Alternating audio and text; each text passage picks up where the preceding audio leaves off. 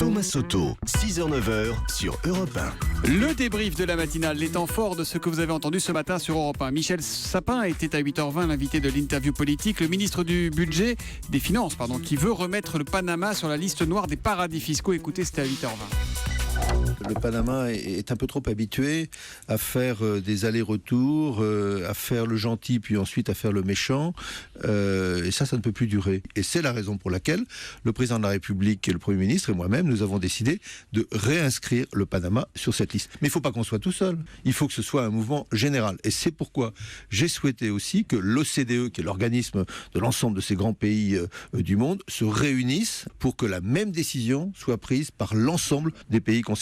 À ce moment-là, franchement, le Panama ne fera peur à personne. Sapin dit avoir sermonné le Panama en février. La presse là-bas dit le contraire, a tweeté Marianne de FR, qui est le compte Twitter du journal Marianne. Jeudi dernier, juste avant la journée de manifestation contre la loi El Khomri, Martine Aubry a envoyé un texto secret à Jean-Claude Mailly, le secrétaire général de Force ouvrière.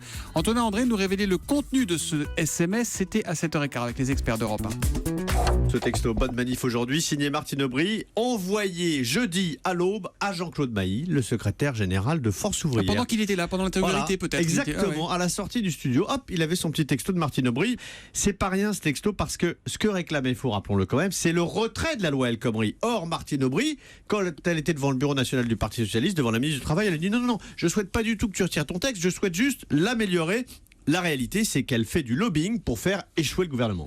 Antonin André avec les experts d'Europe 1 tous les matins à 7h15. Les règles du jeu pour le temps de parole et les parrainages vont changer pour les candidats à la présidentielle et notamment pour les petits candidats. Et ça ne plaît pas du tout à Nicolas Dupont-Aignan, candidat et président de Debout la France. Écoutez, il est à 7h45 dans l'interview Vérité d'Europe 1. Nous ne sommes plus en démocratie.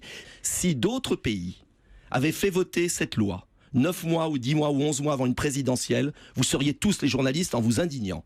Eh bien, en France aujourd'hui, vous êtes dans un pays où un parti au pouvoir, avec la complicité de celui qui a gouverné et qui font la même politique, supprime les règles, change les règles en cours de route et veulent faire taire leurs opposants. Parce que ce qui est en cause, c'est l'avenir de notre pays, de notre démocratie.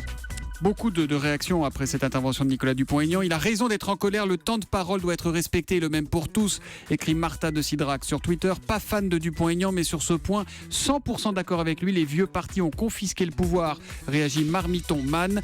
Et puis vous parlez trop les politiques pour rien faire en plus, autant moins vous entendre, ça c'est l'avis contraire donc de Tony 1963-72.